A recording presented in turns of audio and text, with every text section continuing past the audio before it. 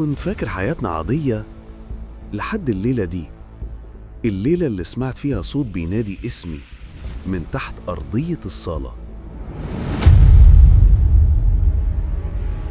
بابا وقتها وشه قلب أبيض كأنه شاف الموت، ولو كنت عارف إيه اللي مستنيني ما كنتش فتحت الأرضية دي أبداً. أنا شاب عندي 26 سنة، ساكن مع أبويا وأمي في بيت قديم ورثناه عن جدي. البيت ريحته رطوبة وحوائطه مليانة شقوق، بس الأغرب إن بالليل دايماً في أصوات خطوات حوالين البيت. قصص وروايات ميدو، احنا بنبدأ الحكاية. والمفاجأة دايماً مستنياك في الآخر. الساعة 3 الفجر، الأبواب تفتح وتقفل لوحدها، وأبويا ولا كأنه شايف حاجة، بيتجاهل كأن الموضوع مش موجود. بس اللي شفته الليلة دي مستحيل أنساه. في يوم وأنا بنظف مكتبة البيت لقيت درج سري جواه صورة عائلية قديمة.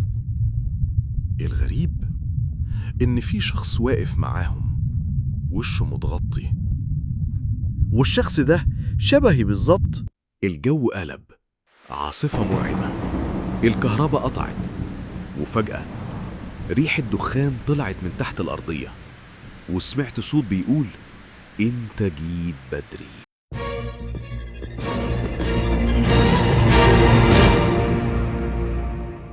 ساعتها قلبي نقف. قررت أواجه أبويا. قلت له ايه اللي تحت الأرض؟ بصلي وقال في حاجات لو عرفتها عمرك ما هترجع زي الأول. ساعتها فهمت إن حياتي خلاص مش هتبقى زي زمان. وأنا لوحدي قررت أفتح الأرضية. لقيت باب معدني قديم عليه أقفال صدية، والأغرب إن الباب بيتنفس. فتحت القفل الأول، صوت ريح باردة خرج كأنها صرخة، بس في حاجة جوايا كانت بتقولي كمل ما توقفش. نزلت، الظلام خانق، البرد قاتل، والأرض كلها بتأكو، كأن في حد ماشي ورايا. كنت سامع خطوات بس مش بتاعتي.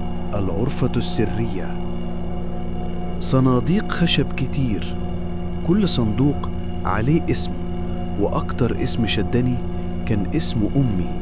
فتحت الصندوق لقيت شريط كاسيت قديم ومفتاح صغير، جنبه صورة لماما بس الملامح مختلفة مخيفة. بس اللي صدمني صندوق تاني مكتوب عليه اسمي أنا. إيه اللي جاب اسمي هنا؟ وفجأة بابا دخل ووشه مرعوب، صرخ مين نزلك هنا؟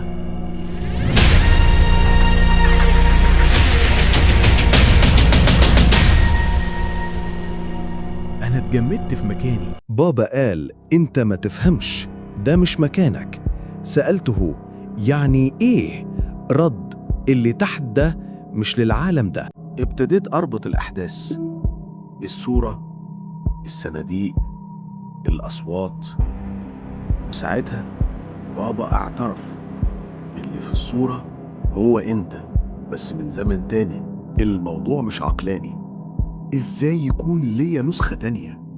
بابا كمل، هو مش نسخة، هو لعنة، وهي مستنياك. جسمي اتجمد، بدأت أسمع همسات، قرب قرب، والمراية اللي في الغرفة بدأت تعكس صورتي بس بوش مش بتاعي. الكلام اللي بيخرج من بقي مش كلماتي، لغات مش مفهومة، وأنا شايف نفسي بعيون تانية. صرخت كفاية، بس الأصوات ردت لسه البداية. اللحظة دي حسيت نهايتي قربت، جريت، حاولت أهرب، كل الأبواب اتقفلت. الساعة اتجمدت على 3 الفجر، أنا محبوس في بيت مش بيخلص. أمي دخلت حاولت تمسكني وقالت لي ما تفتحش الصندوق اللي باسمك، أرجوك. بس إيدي راحت للصندوق من غير ما أفكر. فتحت الصندوق، جواه مراية صغيرة. لما بصيت فيها شفت لحظة موتي. المصيبة الشخص اللي كان بيموت مش أنا، كان النسخة التانية وهو بيبص لي مباشرة. الغرفة بدأت تنهار، أصوات بتصرخ، الأرض بترتعش، وأبويا بيشدني: اقفلها قبل فوات الأوان. قفلت المراية. فجأة كل حاجة اختفت. لقيت نفسي واقف بره البيت في الشارع، والبيت مش موجود أصلا. قلبي كان هيقف. بصيت حواليا والشارع فاضي، ولا نور ولا صوت ولا أي أثر للبيت. رجعت أجري، لقيت البيت تاني واقف بمكانه عادي، كأن مفيش حاجة حصلت. بس لما دخلت شفت على الحيطة صورة جديدة، أنا، بابا، ماما، وشخص رابع وشه متغطي. قربت من الصورة، الشخص الرابع كان بيتحرك وابتدى يرفع ايده ويشاور عليا: المرة الجاية هيكون دورك.